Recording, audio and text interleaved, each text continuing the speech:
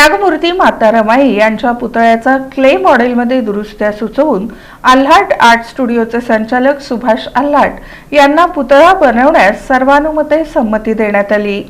त्यागमूर्ती माता रमाई यांच्या पुतळ्याचा क्ले मॉडेल पाहून त्यात थोड्याफार दुरुस्त्या सुचवून त्या दुरुस्त करून आल्हाट आर्ट स्टुडिओचे संचालक सुभाष आल्हाट यांना पुतळा बनवण्यास सर्वानुमते संमती देण्यात आली। यावेळी बहुजन समाज पार्टीचे प्रदेश सचिव ॲडव्होकेट संजीव सदाफुले, शहर अध्यक्ष देवा उघडे, जिल्हा कार्यालयीन सचिव शीलवंत काळे, शहर युवक अध्यक्ष अमर साळवे, शहर प्रभारी सुहास सुरवसे, प्रवीण कांबळे, भारतीय बौद्ध महासभेचे अण्णासाहेब वाघमारे, नागसेन माने, डॉक्टर बाबासाहेब आंबेडकर उद्यान कृती समितीचे अध्यक्ष अशोक जानराव, RPI आठवले गटाचे शहर उपाध्यक्ष तथा माजी नगरसेवक अरुण भालेराव, नगरसेवक गौतम कसबे, अजित गायकवाड आणि महापालिकेचे कनिष्ठ अभियंता प्रशांत गुंड यांची उपस्थिती होती।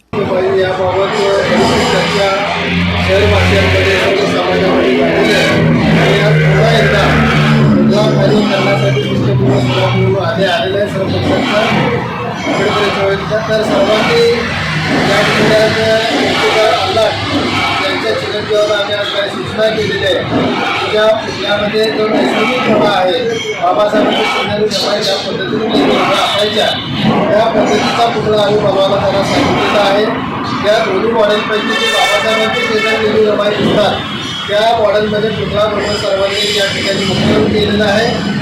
बऱ्याचशा सूचना ज्या चेहऱ्याच्या बाबतीत असतील किंवा एकंदरीत सर्व पुतळ्यांच्या स्ट्रक्चरबाबत असतील आणि स्पीकर आल्हाट यांना सांगितलं, महानगरपालिकेचे अधिकारी येथे आहेत तर या सर्व सूचना त्यांनी या ठिकाणी घेऊन घेतलेल्या आहेत आणि त्या घेतलेल्या सूचनांप्रमाणे येत्या काही दिवसात पुन्हा एकदा क्ले मॉडेलमध्ये चेंजेस करू तो पुन्हा एकदा सर्वांना दाखवण्यासाठी त्यांच्याकडून प्रतिक्रिया आपल्याला पाहायला मिळणार आहे।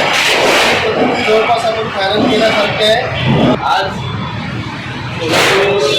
महानगरपालिकेच्या वतीने डॉक्टर बाबासाहेब आंबेडकर उद्यान येथे त्यागमूर्ती माता रमाईचा जो पुतळा बसवणार आहे त्या पुतळ्याचा क्ले मॉडेल पाहण्यासाठी महानगरपालिकेनं आज तारीख दिली होती। त्यानुसार आम्ही बहुजन समाज पार्टीचं शिष्टमंडळ इथं आलेलं आहे व आम्ही पुतळा पाहून हा पुतळा निश्चित केलेला आहे। आमचा बहुजन समाज पार्टीचा आम्ही अभिप्राय दिलेला आहे। हा पुतळा आम्ही फायनल करतोय व लवकरात लवकर याचं काम करून उद्याचं सुशोभीकरण महापालिकेकडून लवकरात लवकर हो हेच आमची मागणी आहे व येत्या 14 एप्रिलपर्यंतच हे सर्व काम व्हायला पाहिजे एवढी आमची